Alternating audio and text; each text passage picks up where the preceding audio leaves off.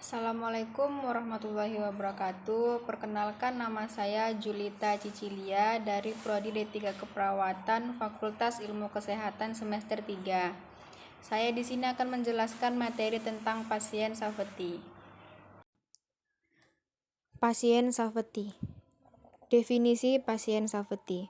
Keselamatan pasien menurut Finken 2008, penghindaran, pencegahan, dan perbaikan dari hasil tindakan yang buruk yang berasal dari proses perawatan kesehatan. Menurut World Health Organization atau WHO, keselamatan pasien adalah tidak adanya bahaya yang mengancam kepada pasien selama proses pelayanan kesehatan.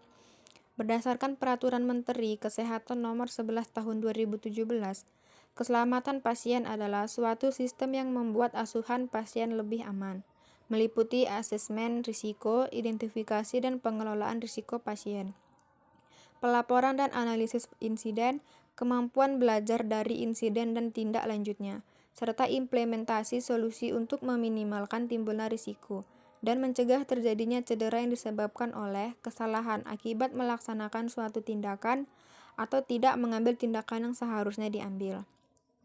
Penyelenggaraan keselamatan pasien di fasilitas pelayanan kesehatan di Indonesia.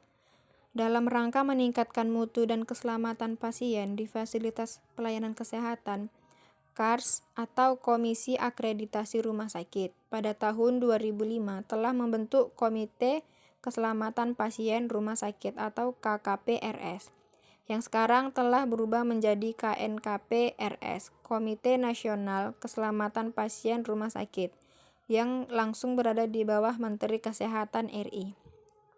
KNKPRS memiliki fungsi yaitu penyusunan standar dan pedoman keselamatan pasien, penyusunan dan pelaksanaan program keselamatan pasien, pengembangan dan pengelolaan sistem pelaporan insiden, analisis dan penyusunan rekomendasi keselamatan pasien, dan monitoring dan evaluasi pelaksanaan program keselamatan pasien.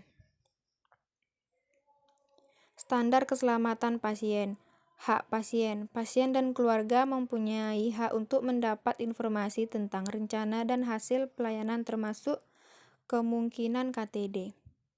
Pendidikan bagi pasien dan keluarga. Rumah sakit harus mendidik pasien dan keluarganya tentang kewajiban dan tanggung jawab pasien dalam asuhan pasien. Keselamatan pasien dalam kesinambungan pelayanan. Rumah sakit menjamin kesinambungan pelayanan dan menjamin koordinasi antar tenaga dan antar unit pelayanan. Penggunaan metode peningkatan kinerja untuk melakukan evaluasi dan peningkatan keselamatan pasien. Rumah sakit harus mendesain proses baru atau memperbaiki proses yang ada, memonitor dan mengevaluasi kinerja melalui pengumpulan data, menganalisis secara intensif KTD, dan melakukan perubahan untuk meningkatkan kinerja serta keselamatan pasien. Peran kepemimpinan dalam meningkatkan keselamatan pasien. Pendidikan bagi staf tentang keselamatan pasien. Komunikasi merupakan kunci bagi staf untuk mencapai keselamatan pasien. Sasaran keselamatan pasien. SKP 1. Mengidentifikasi pasien dengan benar. SKP 2. Meningkatkan komunikasi yang efektif. SKP 3. Meningkatkan keamanan obat-obatan yang harus diwaspadai. SKP 4. Memastikan lokasi pembedahan yang benar, proses yang benar, pembedahan pada pasien yang benar. SKP 5. Mengurangi risiko infeksi akibat perawatan kesehatan. SKP 6. Mengurangi risiko cedera pasien akibat terjatuh.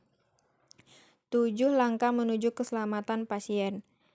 Pertama, membangun kesadaran akan nilai keselamatan pasien, ciptakan kepemimpinan dan budaya yang terbuka dan adil. Kedua, memimpin dan mendukung staf, bangun komitmen dan fokus yang kuat dan jelas tentang keselamatan pasien. Ketiga, mengintegrasikan aktivitas pengelolaan risiko. Kembangkan sistem dan proses pengelolaan risiko, serta lakukan identifikasi dan kajian hal yang potensial bermasalah. Keempat, mengembangkan sistem pelaporan. Pastikan staf agar dengan mudah dapat melaporkan kejadian atau insiden. Serta rumah sakit mengatur pelaporan kepada KKPR sekarang berubah menjadi KNKP. Yang kelima, melibatkan dan berkomunikasi dengan pasien. Kembangkan cara-cara komunikasi yang terbuka dengan pasien. Yang keenam, belajar dan berbagi pengalaman tentang keselamatan pasien. Dorong staf untuk melakukan analisis agar masalah untuk belajar bagaimana dan mengapa kejadian terjadi. Yang ketujuh, mencegah cedera melalui implementasi sistem keselamatan pasien. Gunakan informasi yang ada tentang kejadian atau masalah untuk melakukan perubahan sistem pelayanan. Pelaporan insiden keselamatan pasien. Pentingnya pelaporan insiden karena akan menjadi awal proses pembelajaran untuk mencegah kejadian yang sama terjadi kembali. Data laporan IKP yang akurat sangat bermanfaat untuk menurunkan insiden dan meningkatkan mutu pelayanan dan keselamatan pasien. Dengan adanya data tersebut juga dapat digunakan untuk melakukan pemetaan keselamatan pasien sebagai dasar perbaikan sistem pelayanan yang berorientasi pada keselamatan pasien dan pencegahan terjadinya IKP berulang serta dapat digunakan oleh semua pihak sebagai pembelajaran dan tidak untuk menyalahkan orang atau non-blaming.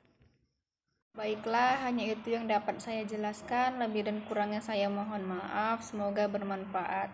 Assalamualaikum warahmatullahi wabarakatuh.